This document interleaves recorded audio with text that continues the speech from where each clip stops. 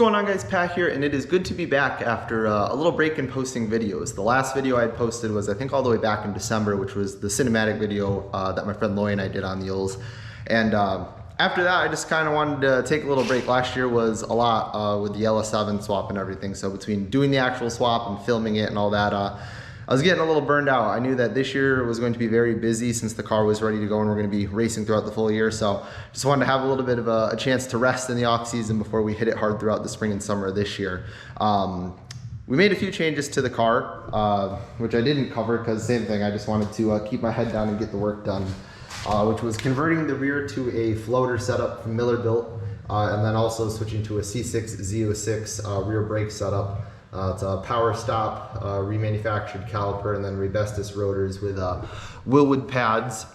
And beyond that, it was just a couple small tweaks to the car. I changed the spring rates to get the roll resistance a little closer to where I wanted it to be. That's something I noticed last year, was the car was a little too softly sprung, especially in the rear. On mid-speed corners, it would start three-wheeling and picking up the front inside tire because the back didn't have enough stiffness to keep everything planted. And then I made some alignment changes and corner balance to the car, but it was just really small things based off of data, both measured data and also what I could feel while driving the car last year. So that was really it, because the last few years we've taken on all these big projects. In 2021 we took the car off the frame, and then throughout late 2021 and 2022 we did the LS7 swap, and yeah, I just kept missing events and I was getting frustrated. And I think, you know, it's been probably 4 or 5 years now where I set the goal of wanting to make it to all these big pro touring events, and then I never have the car ready in time. So I knew this year I just wanted to do the bare minimum that I really needed to make the car competitive, and we just want to go out and run it all year. So I think we're in good position to do that. But the updates to the car are not the main point of this video. The main point of this video is that I hosted my own autocross. I mean, no, this is the intro, but I'm actually filming this after the event. Since I didn't have much going on with the car, I've been able to put way more attention and effort into my company, Gorman Performance Engineering. And one of the things I wanted to do under that brand was host an autocross event at the FCP Road Proving Grounds at Lamrock Park. You guys have seen that in several of my videos where I've shaken the car down. It's a really fun course. I like it a lot because it's a mix of autocross and road course, where it's paved permanent corners and you get elevation changes, but it's still autocross speeds and you can configure it in different ways. So I knew going into this year, since I had the free time, since I wasn't, you know, spending every second working on the car like the past few years, that I wanted to make that happen. So my company partnered up with Connecticut Autocross and Rally Team to put on the event, and it was awesome. I was hoping to film throughout the event, you know, capture all the different cars and things that were there, but being the one responsible for hosting the event, I wanted to make sure everything was going smoothly. So between managing all the different aspects of the event and also running my car in the event, I didn't really have time to film much. So I'm gonna put all of our run clips in here. I was co-driving this with my friend Evan, who I'll be competing with throughout the year. And yeah, I'll catch up with you guys after, but safe to say the event went pretty well.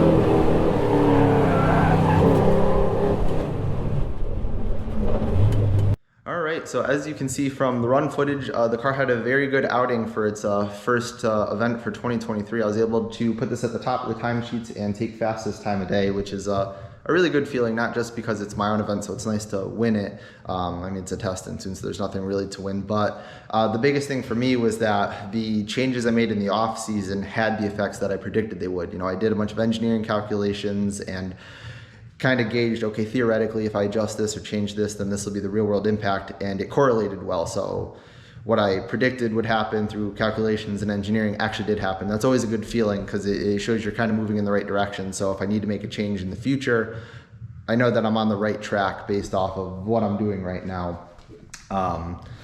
You know, this year, as far as content goes, it's going to be a lot of event coverage and racing, not as much working on the car. I don't plan to make any big changes to the car during the season. You know, next winter we may look to change some stuff, but this year is just all about getting out and racing and competing with the car and seeing what we can do.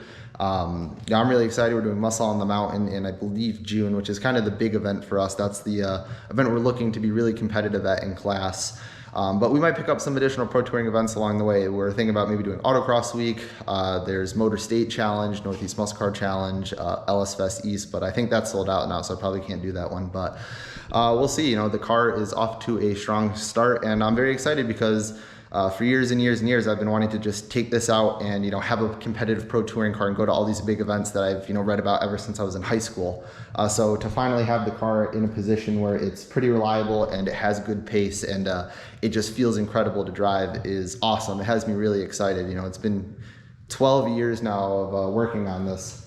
And especially over these last few years, we've made a lot of huge changes, which is, you know, finally starting to pay off. So we finally get to reap the reward for that. But yeah, all went well. I was very excited that the spring shakedown happened at all, let alone went as well as it did, and the car did as well as it did. I want to say a big thank you to everybody who came out to the event. It was super smooth. Everybody drove well. There wasn't, you know, any incidents or big problems. Everybody conducted themselves in a great way. I want to say a big thanks to CART for helping with this. Without them, the Autocross would not have gone as well as it did, and we wouldn't have had live timing. And I also want to say a big thanks to Lime Rock Park.